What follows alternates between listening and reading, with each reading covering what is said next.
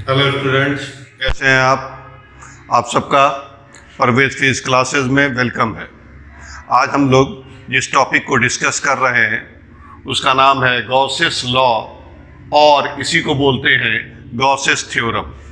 यह board model question है। इसमें पूछता है कि स्टेट गॉसेस लॉ। एक पूछने का तरीका ये है, दूसरा तरीका है state and proof Gauss's law और गॉसेस थ्योरम। तो पहले हम लोग स्टेटमेंट देखेंगे और फिर उसके बाद प्रूफ की ओर बढ़ेंगे। यह लॉ कहता है, this law states that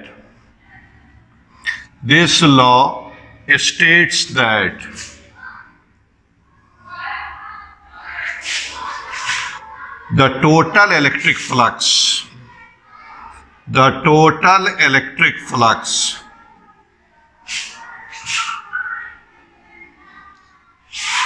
through a closed surface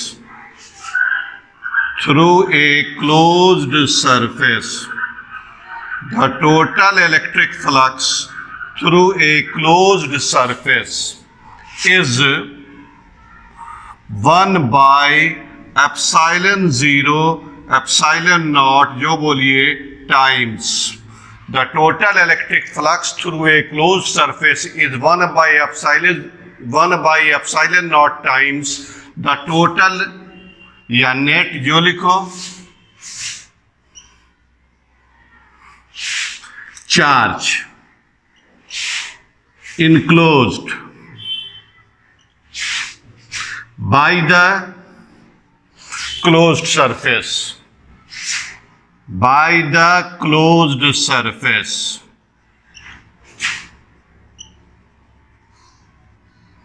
क्या लिखा, पढ़ लो एक बार। The total electric flux through a closed surface is 1 by epsilon 0 times the total चाहे net charge enclosed by the closed surface। इसका मैथमेटिकल फॉर्म देखो। Mathematically this theorem is expressed as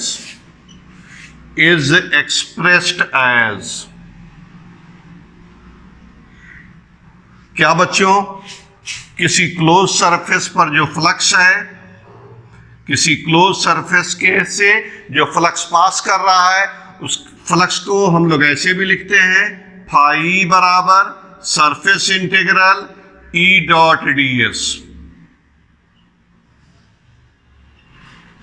total electric flux phi, जिसका value होता है E dot ds का surface integral. Total electric flux phi E equal to उस close surface के अंदर जो नेट चार्ज है डिवाइडेड बाय एप्सिलॉन 0। क्या लिखा है, net epsilon 0 times net charge enclosed by the closed surface. इस क्यू के नीचे हम लोग ऐसे क्यू नेट भी लगा सकते हैं। अब यह क्या है लॉ, अब इसको समझा रहे हैं। हमने स्टेटमेंट लिखा है, एप्सिलॉन 0 क्या है, where epsilon 0 is the permittivity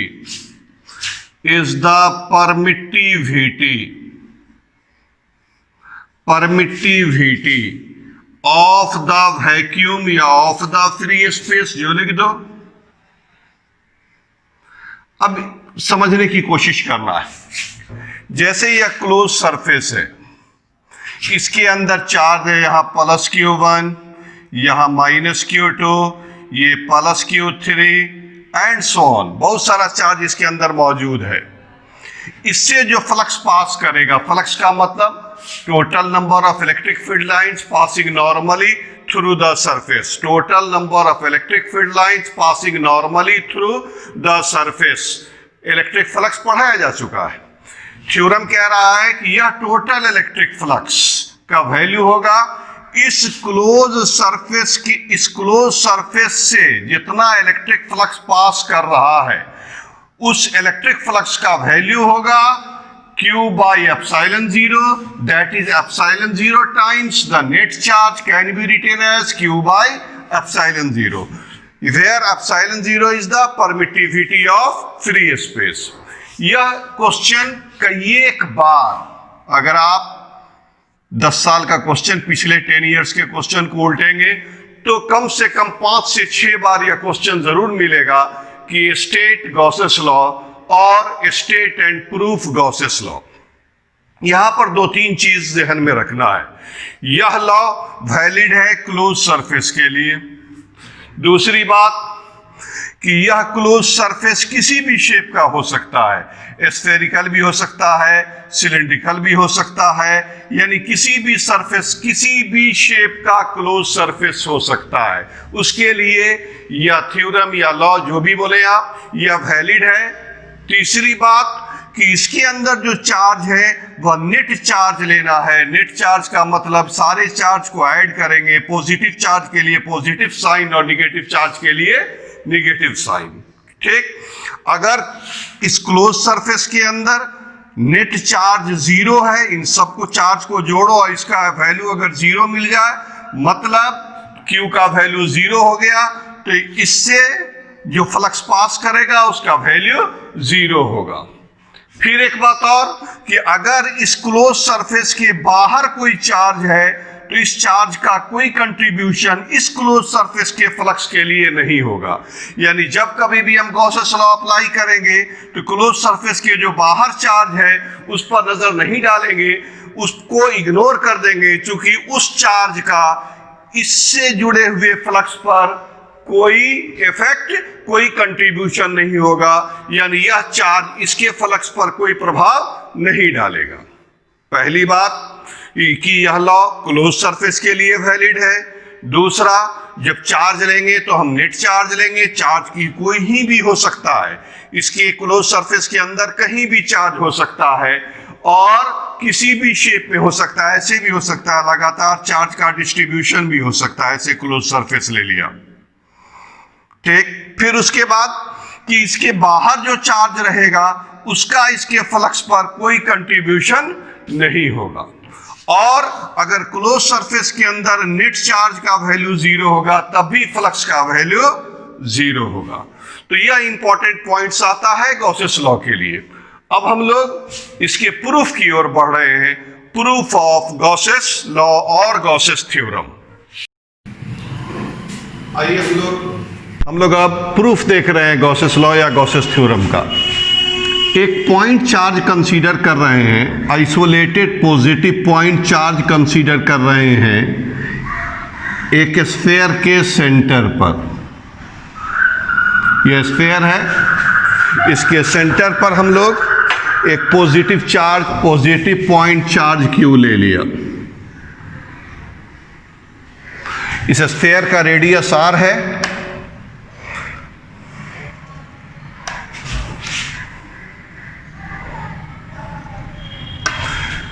इस स्फेयर का रेडियस R है।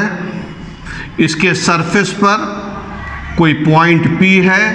इस P पॉइंट पर इस चार्ज के कारण इलेक्ट्रिक फील्ड इंटेंसिटी का डायरेक्शन होगा रेडियली आउटवर्ड। यह जो सरफेस है यह कहलाता है गॉसियन सरफेस। क्या कहलाएगा? Gaussian surface. ऐसे सरफेस को जिसके अंदर चार्ज को इनक्लोज करते हैं, इस सरफेस का नाम दे दिया S। यह है हमारा गॉसियन स्फेरिकल सरफेस। स्फेयर नजर ही आ रहा है, सीधे हमने लिख दिया गॉसियन सरफेस। अब इस P पॉइंट पर इस चार्ज के कारण इलेक्ट्रिक फील्ड इंटेंसिटी का डायरेक्शन होगा बाहर की तरफ। साथ साथ हम P के अराउंड एक एरिया एलिमेंट ले लेते हैं ds। यह एरिया एलिमेंट है ds। तो अब बताओ एरिया वेक्टर किधर होगा? Radially outward. इसी लाइन पर चाहो दिखा दो या ऐसे भी दिखा सकते हो। ये ds वेक्टर से दिखाओ या n हैट याद होगा। एरिया वेक्टर को हम लोग आउटवर्ड नॉर्मल n हैट से रिप्रेजेंट करते हैं। क्या क्या चीज दिया सो देखो बोर्ड पे। let an isolated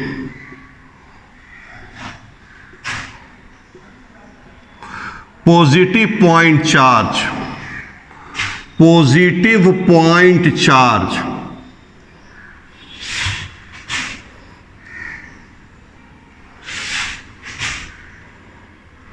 Q कहां पर रखा हुआ है, is placed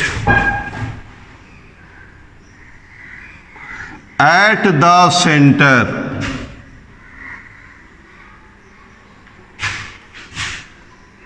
of a sphere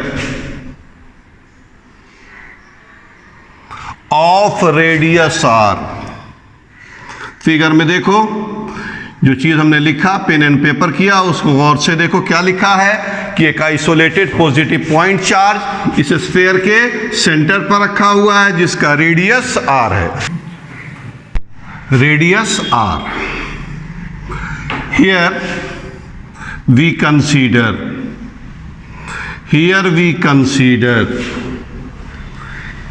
a point P on the surface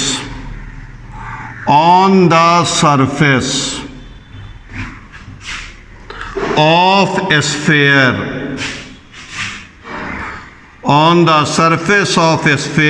S। अब इस P पॉइंट पर इस चार्ज के कारण इलेक्ट्रिक फील्ड का मैग्नीट्यूड पहले लिखो। Now electric field intensity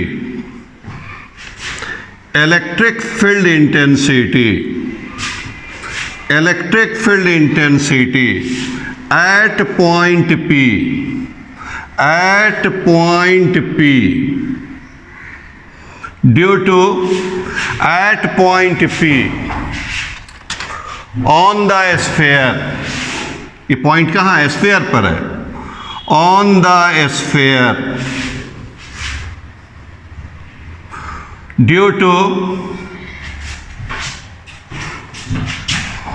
charge या पॉइंट चार्ज Q is। बच्चों, यह इलेक्ट्रिक फील्ड इंटेंसिटी का फॉर्मूला पॉइंट चार्ज के कारण 1/4 pi epsilon not, 1/4 pi epsilon naught Q by charge से पॉइंट का डिस्टेंस रेडियस है यहाँ, तो Q बाई R स्क्वायर। इसका डायरेक्शन किधर होगा, इलेक्ट्रिक फील्ड पॉजिटिव चार्ज के कारण रेडियली आउटवर्ड, तो लिखेंगे directed radially outward, that is along OP vector, along O से P, ये ना हुआ रेडियली आउटवर्ड, इस पॉजिटिव चार्ज के कारण इस पॉइंट पर radially outward, that is along OP vector. अब P के अराउंड एरिया एलिमेंट लेंगे ds, इस एरिया वेक्टर का डायरेक्शन इसको n हैट से इंडिकेट किए हैं, यह भी होगा इसी डायरेक्शन में, E वेक्टर और ds n हैट बोलो, चाहे यहीं पर कर दो, यही जो n हैट का डायरेक्शन है वही किसका डायरेक्शन है, ds वेक्टर का। आइए अगेन वी कंसीडर, फिर हम कंसीडर कर रहे हैं, again we consider an area element ds vector, इस एरिया का मैग्नीट्यूड है ds और इसका डायरेक्शन है n हैट का डायरेक्शन, तो area element ds vector around the point P।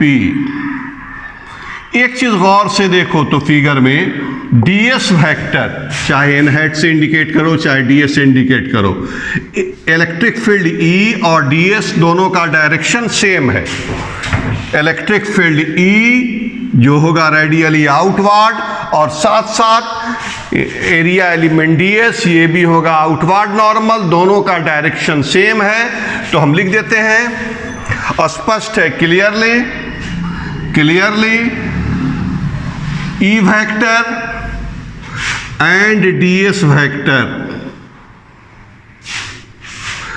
Are in the same direction,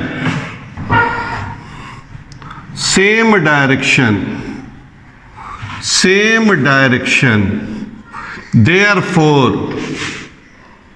अब बच्चे फ्लक्स का फॉर्मूला अप्लाई कर को, ds जो एरिया एलिमेंट है उससे क्या फ्लक्स गुजर रहा है उस फ्लक्स के वैल्यू को लिखेंगे। Electric flux passing through the area element ds is electric flux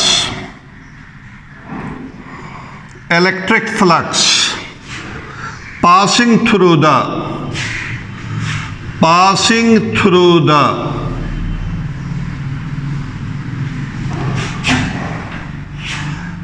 area element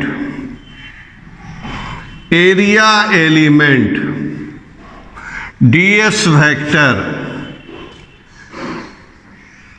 is, area का मैग्नीट्यूड है एरिया एलिमेंट का ds और वेक्टर डी लिखेंगे, तो ds vector equal to n hat ds या ds n hat. n hat क्या है? Unit vector है in the direction of outward normal. आओ बच्चों याद करो पिछला class, d phi e equal to e vector dot ds vector. बच्चों गौर से देखो, E और ds के बीच का एंगल क्या है? सेम, एक ही डायरेक्शन में, तो angle 0 degree. Vector a dot vector b equal to A B cos theta, तो यहां क्या लिखेंगे? E ds कॉस थीटा के जगह पर 0 डिग्री, चूंकि दोनों का डायरेक्शन सेम है तो थीटा का वैल्यू होगा 0 डिग्री, कॉस 0 डिग्री का वैल्यू 1, तो इससे आ गया हमारा d phi e equal to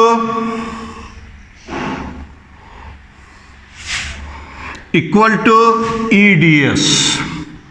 अब इसी e ds का यानी d phi का आप क्या ले लो? सरफेस इंटीग्रल, तो टोटल फ्लक्स कैलकुलेट हो जाएगा। हमको प्रूफ करना है गॉसेस लॉ। गॉसेस लॉ क्या है? Phi equal to Q by epsilon 0। तो आओ बच्चों, अभी तक हम लोग क्या किया, इस एरिया एलिमेंट ds से क्या फ्लक्स गुजर रहा है उस फ्लक्स का वैल्यू निकला E इंटू ds, और पहले E का वैल्यू कैलकुलेट किए थे 1/4 pi epsilon naught Q by R square. 2 step अभी तक खत्म हुआ है।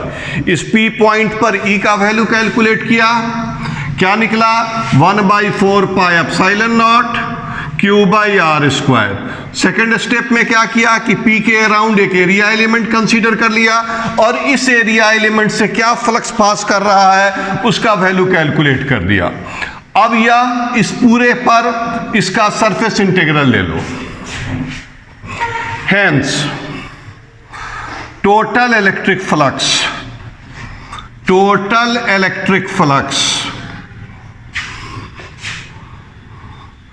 through the entire surface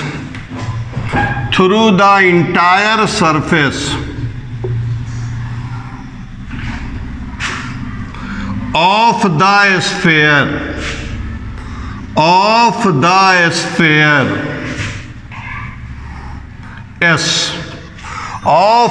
sphere S is, अब उस वही जो तरीका बताया था उसी तरीके से स्फीयर एस से टोटल फ्लक्स क्या कैलकुलेट होगा, कैसे कैलकुलेट होगा? तो याद करो, phi E equal to surface integral E dot ds।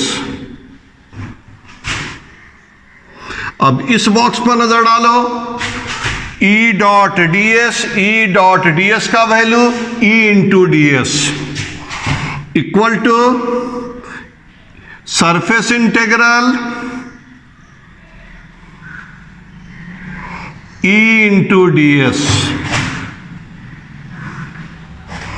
बढ़ाते चलो, इसको ऐसे लिख सकते हैं E into surface integral ds। Surface integral ds का वैल्यू बोलो। जिस स्फेयर पर यह एरिया एलिमेंट मौजूद है उसका टोटल एरिया, और E का value 1/4 pi epsilon naught Q by R square into surface integral ds। क्या होगा इस स्फीयर का एरिया? स्फीयर का एरिया 4 पाई आर स्क्वायर। अब यहां देखो, ये आर स्क्वायर और ये आर स्क्वायर कैंसिल हो जाएगा, 4 पाई कैंसिल आएगा, तो हमारा फाइनल रिजल्ट क्या आ रहा है? सो देखिए, फाइनल रिजल्ट आ रहा है फाई ई। फ्लक्स ही निकाल रहे हैं ना, total electric flux phi E. क्या निकला? तो 4 pi cancel, R square cancel, तो Q बाई एप्सिलॉन नॉट। यही ना गॉसेस लॉ है, या गॉसेस थ्योरम है? क्या है? Total electric flux equal to charge enclosed by the surface into 1/ε0, या इसको ऐसे भी बोल सकते हैं, charge enclosed by the surface divided by epsilon naught. इस तरह से हम लोग गॉसेस लॉ को या गॉसेस थ्योरम को प्रूव कर दिया। अब एक क्वेश्चन 5 मार्क्स का यह कंप्लीट हुआ है। हम एक चीज आपको बोलना चाहेंगे कि इसको आज याद कीजिए। यह क्वेश्चन कई एक बार पूछा है। कभी पूछता है स्टेट गॉसेस लॉ, 2 मार्क्स का, तो सिर्फ गॉसेस लॉ को लिख देना है, उसके मैथमेटिकल फॉर्म को लिख देना है। पूछेगा state and proof Gauss's law, तो गॉसेस लॉ को लिखना भी है और साथ साथ उसको प्रूफ भी करना है। तो इस तरह से हम लोगों का एक 5 मार्क्स का क्वेश्चन कंप्लीट हुआ कि प्रूफ ऑफ गॉसेस लॉ देखे और उससे पहले गॉसेस लॉ का स्टेटमेंट देखे। इस तरह हम लोगों का आज का यह लेक्चर कंप्लीट हुआ। अगले लेक्चर में इसी क्वेश्चन को बोर्ड एग्जाम में पूछता है कि गॉसेस लॉ के हेल्प से कूलम्ब्स लॉ, याद है ना, कूलम्ब्स लॉ को डेराइव करें। क्वेश्चन पूछता है deduction of Coulomb's law from Gauss's law. तो आज के लिए हम लोग यहीं पर रुक रहे हैं। अगले लेक्चर में देखेंगे deduction of Coulomb's law from Gauss's law. Thanks.